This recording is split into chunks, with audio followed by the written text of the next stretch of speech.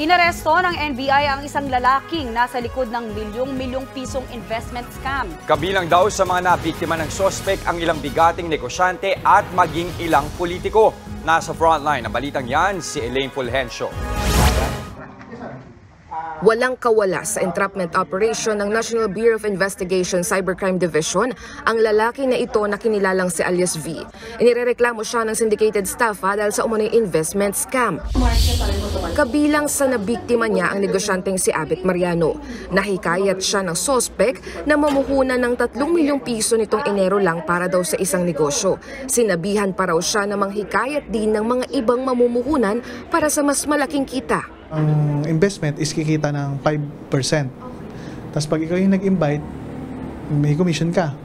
May 3% ka. Doon ako napa-invest. May kasama ring pera ng ibang mga kakilala, mga investor. Kaya medyo masakit kasi ako yung magbabayad sa kanila. 150,000 pesos kada buwan daw ang inaasahang kita ni Abet.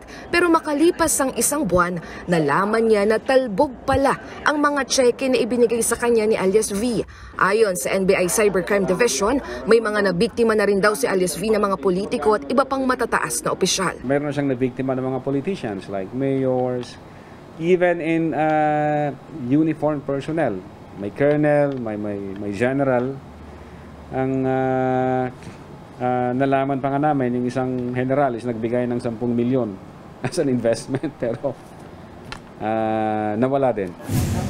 Hindi pa nagbibigay ng pahayag ang sospek. Paalala naman ng mga otoridad, do background check first.